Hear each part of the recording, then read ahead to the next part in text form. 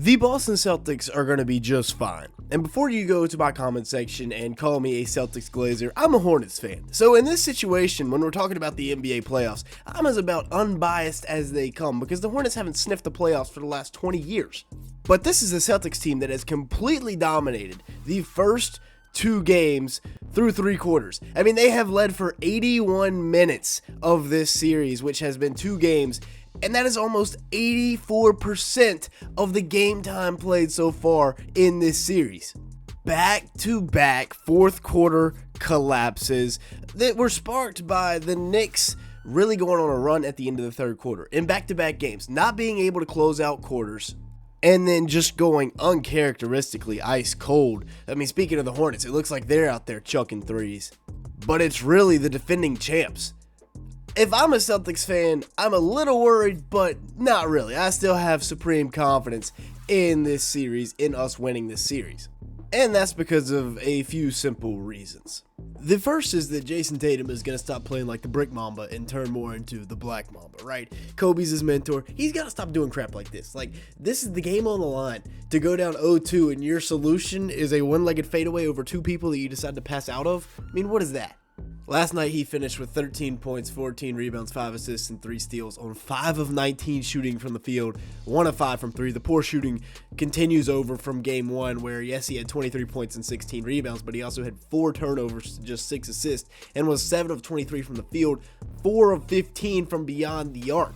For the series, he's averaging 18 and 16, which is great, but he's almost got a negative assist-to-turnover ratio, and he's shooting 29% from the field and 25% from 3 on 10 attempts, single-handedly shooting the Celtics out of it, although as a team, they haven't been able to hit a shot either. During the regular season, they shot 37% as a team compared to just 25 so far in this series, and until further notice, until he starts playing better, Jayson Tatum will be called the Green Gooner on this channel from now on. Now, you got to get back to this. The bread and butter, the pick and roll, the high pick and roll, and just trusting Jayson to make a play out of this. Karl Anthony Towns is without a doubt a mismatch in this scenario because he has to play drop coverage. Look how far off he is from Cat, and he can close this distance at the snap of a finger, right? Or he can do this. He can pull up over Cat and hit the three. At this point, I think it's a confidence thing in the playoffs. Also, I really like this set right here by Joe Mazzulla, getting Tatum going downhill. That's what he needs to do. He needs to call more sets like this to get his guys going downhill and not chuck up 100,000 threes. This is a really nice action off of this pick and roll with Pritchard. So as Pritchard drives, now Porzingis is going to go set a flare screen for Tatum and match up Mitchell Robinson on Jayson Tatum. And Mitchell Robinson never quite got the memo that we're going to switch that, right? And then here he comes off the screen again, off the high pick and roll, gives him a little in and out, and Cat is just too slow to be able to keep up with JT coming off of this pick and roll, even though it's a foul. Oh my God, I don't know what the refs are looking at. And now as Cat backpedals, Jayson Tatum just goes right by him off the in and out. Also, I like him getting into the post, especially when you can get the mismatch onto Brunson. If you get a mismatch onto Brunson, bro has got to go downhill. He's got to stop pulling up from 3 over Brunson. Now, the counter move for the Knicks is to throw Mitchell Robinson out there, who was much, much better in the drop coverage, but that involves them going with a too big lineup, and you can't do that. Tatum is 6'9", 215 pounds. He's just got to get downhill, and I think he will more so in game 3. Like right here with Mitchell Robinson out there, he can't be out there if you want to have efficient offense. That's got to be where Cat comes in. So I think Jayson Tatum's going to chew that up because Cat can't defend. Now, another guy on a long list of guys for the Celtics that have to step up is Jaylen Brown. His performances have not been fantastic, although he's averaging more points than Tatum. He put up 23, 7, and 5 in game 1 with 3 turnovers, but he was 7 of 20 from the field and 1 of 10 from beyond the arc. And then in game 2, he had 20 points, 6 rebounds, an assist, and 2 steals. But again, he was 8 for 23 from the field and 2 of 7 from beyond the arc, which pushes his averages for this series to 21 points a game, 6 rebounds, 3 assists in 41 minutes. And if he was doing this efficiently, I'd have no problem with it.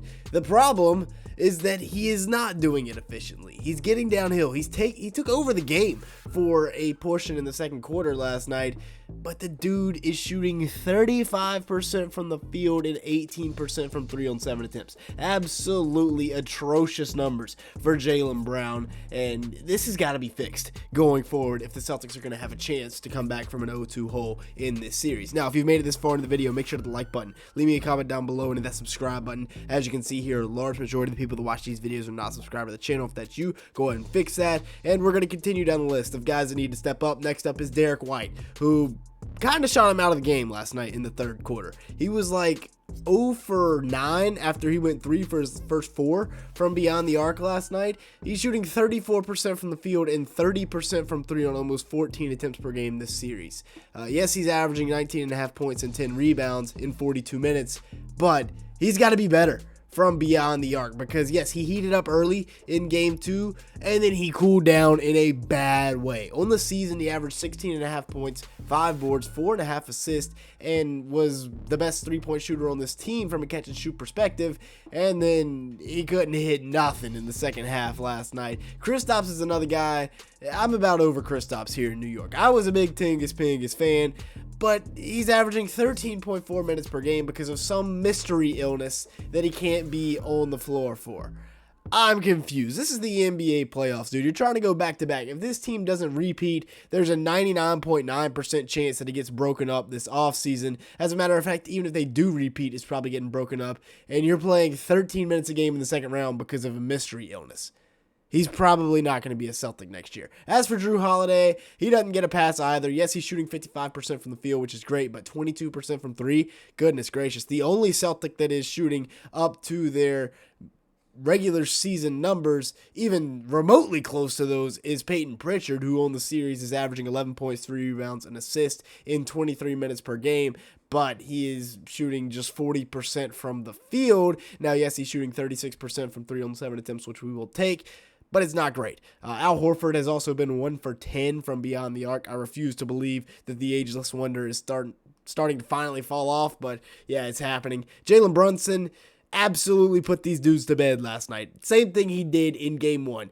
They've got to find somebody that will be able to go out there and get a bucket late in games, be able to be their closer. Jaylen Brown, Jayson, Tatum, neither one of those guys have been able to get it done so far in this series, and I'd like to believe that they will be getting it done going forward, but we'll see.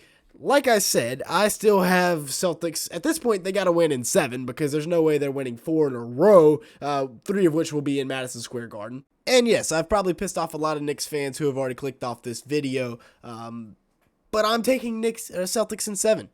I don't think the Knicks can close this series out. I don't think there's any way that you don't think that the Celtics are the better team in this series. They've had, like I said, 6 quarters of dominant basketball and then 2 quarters of just ice cold not being able to shoot. The stats, the averages will correct themselves. They shoot 37% as a team. They've shot 25% so far in this series from 3. And also, maybe Tingus Pingus can get right and be healthy for the rest of this series. That's a huge if, though, and it's probably not going to happen. I also think you heard it here first. Derek White goes absolutely nuclear in Game 3 in the Garden. Tatum, Jaylen Brown, they both start to play better as this series progresses because as much as people like to make fun of him, and I even called him the Green Gooner earlier, like, these are 2 of the top 10 players in the NBA right now, top 15 players in the NBA, and Jayson Tatum's top 5, in my opinion, and I think he's going to prove that to you as the Celtics dig themselves out of this 0-2 hole. By the way, the last team to blow an 0-2 series lead was the New York Knicks last year versus the Indiana Pacers. Take that how you may. Now, with that being said, that's going to be it for today's video. Thank you so much for watching. Make sure to hit the like button, leave me a comment down below, and hit that subscribe button if you did enjoy at any point. And with all that being said, thank you so much for watching today's video.